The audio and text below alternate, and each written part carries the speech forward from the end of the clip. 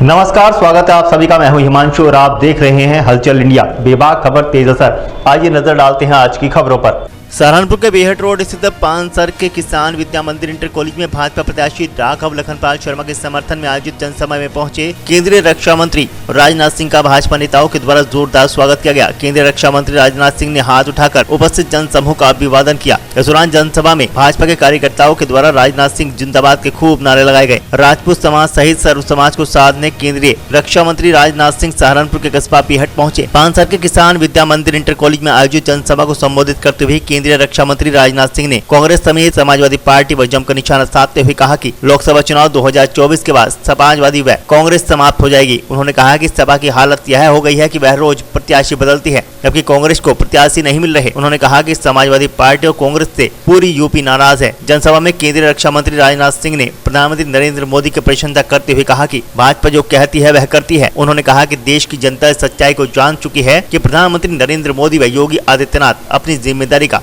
ठीक तरह से निर्वहन कर रहे हैं। उत्तर प्रदेश की सरकार श्रीमान योगी आदित्यनाथ जी के नेतृत्व में चल रही है। केंद्र की सरकार हमारे प्रधानमंत्री मोदी जी के नेतृत्व में चल रही है। मुझे बताने की जरूरत नहीं है, केवल उत्तर प्रदेश ही नहीं है बल्कि सारे हिंदुस्तान की जनता इस सच्चाई को स्वीकार करती है। चाहे यहां के मुख्यमंत्री योगी जी हों, चाहे हमारे देश के प्रधानमंत्री मोदी जी हों, दोनों लोग अपनी जिम्मेदारी का बखूबी निर्वाह कर रहे हैं, ठीक तरीके से निर्वाह कर रहे हैं। बहनों भाइयों, इस सच्चाई को भी नकारा नहीं जा सकता। केंद्र में मोदी जी के नेतृत्व में सरकार बनने के बाद सारी दुनिया में भारत का कद बढ़ा है। पहले भी दुनिया के कई देशों में सार्वजनिक सभाओं को संबोधित करने का मुझे अवसर प्राप्त हुआ है।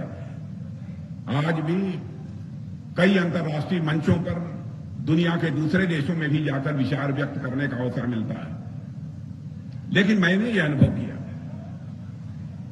कि आज के कुछ वर्षों पहले, यानी मोदी जी के आने के पहले, जब अंतर्राष्ट्रीय मंचों पर भारत कुछ बोलता था तो भारत की बातों को जितनी गंभीरतापूर्वक लिया जाना चाहिए नहीं लिया जाता था।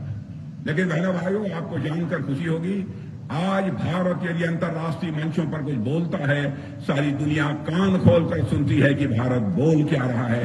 यह सारी दुनिया में भारत की हैसियत बनी है, यह दुनिया में भारत का कद बना है। यह कोई छोटी बात नहीं है। मैं समझता हूं आप लोग भी यह मानेंगे, आप लोगों की भी ये सभी राजनीतिक पार्टियों से अपेक्षा होगी। राजनीति केवल सरकार बनाने के लिए नहीं की जानी चाहिए, राजनीति की जानी चाहिए तो देश बनाने के लिए राजनीति की जानी चाहिए, और यही काम भारतीय जनता पार्टी कर रही है। देश के रक्षा मंत्री के रूप में भी मैं आपको विश्वास दिलाना चाहता हूं बहनों भाइयों कि हम भारतवासियों का मस्तक किसी भी सूरत में झुकने नहीं देंगे, झुकने नहीं देंगे। हम आपको पूरा विश्वास दिलाते हैं। भारत की सीमा पर जिस तरीके से हमारे सेना के जवान अपनी जिम्मेदारियों का निर्वाह कर रहे हैं, उनकी सराहना केवल भारत में ही नहीं बल्कि उनके शौर्य और पराक्रम की सराहना अब दुनिया के देशों में होने लगी है। आपका भारत अब कमजोर भारत नहीं रहा है, आपका भारत ये ताकतवर भारत बन गया। मैं एक घटना की जानकारी आपको देना चाहता हूं। आज के कुछ महीने पहले कतर देश का नाम आपने सुना होगा। कतर में हमारे इंडियन नेवी के कुछ रिटायर्ड ऑफिसर वहां पर काम कर रहे थे कुछ कंपनियों में। किन्हीं मामलों में कोर्ट ने उन्हें फांसी की सजा दे दी। थे तो भारत के ही, हमारी नौसेना में भी अपनी सेवाएं दे चुके थे। बहनों भाइयों, स्वाभाविक है हम लोगों को परेशानी हुई। कोई ऐसा अपराध नहीं था कि उन्हें फांसी की सजा दी जाए, लेकिन कतर की अदालत ने उन्हें फांसी की सजा दे दी। उसके बाद प्रधानमंत्री जी से चर्चा हुई और प्रधानमंत्री जी ने कतर के राष्ट्रपति को मिलाकर सीधे टेलीफोन पर बात की। और आपको जानकर खुशी होगी कि हमारे नौसेना के 9 सैनिकों को, जो पूर्व नौसैनिक अधिकारी थे जिनको फांसी की सजा हो गई थी, उनको वहां की सरकार ने पूरी तरह से माफ कर दिया और वह सकुशल जो है भारत लौट गए। अब आप ये कहेंगे इस घटना की चर्चा करने का औचित्य क्या था? इस घटना की चर्चा करने का औचित्य इसलिए है कि भारत के प्रति सारी दुनिया में धारणा कैसी बनी है, भारत का कद कितना ऊंचा हुआ है, इसलिए जानबूझकर मैंने इस विषय की चर्चा की। अब एक घटना और आपको बताना चाहता हूं। रूस और यूक्रेन के बीच लगभग 2 वर्षों से लगातार युद्ध चल रहा है। बराबर रूस की तरफ से भी मिसाइलें चल रही हैं, यूक्रेन की तरफ से भी मिसाइलें चल रही हैं।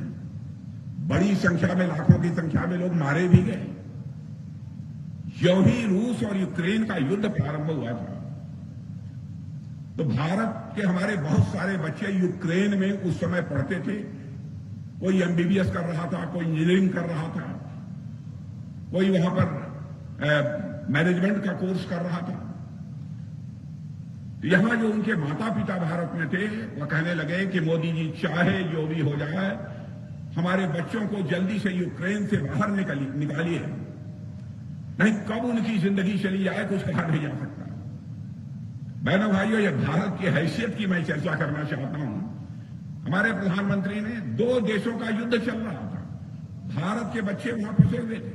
हमारे प्रधानमंत्री ने टेलीफोन उठाया, रूस के राष्ट्रपति मिस्टर पुतिन से बात की, यूक्रेन के राष्ट्रपति मिस्टर वहां जेलेंस्की से बात की, और साथ ही अमेरिका जो दुनिया का सबसे ताकतवर देश माना जाता है उसके राष्ट्रपति मिस्टर बाइडेन से बात की। यह जानकर आपको खुशी होगी मेरे बहनों भाइयों, 4.5 घंटे के लिए रूस और यूक्रेन का युद्ध रुक गया और हमारे 22,500 बच्चे यूक्रेन से बाहर भारत आ गए। यह भारत की हैसियत बनी है। 2014 में जितना हमको समर्थन प्राप्त हुआ था, 2019 में जनता का समर्थन उससे भी अधिक बढ़ा है। क्यों बढ़ा है? लोग ये समझते हैं, जैसी उनकी हसरत थी, जैसी उनकी इच्छा थी कि भारत का मस्तक दुनिया में ऊंचा होना चाहिए, यह सरकार मोदी जी के नेतृत्व में इस जिम्मेदारी का बखूबी निर्वाह कर रही है। भारत की हैसियत देखो, भारत की हैसियत।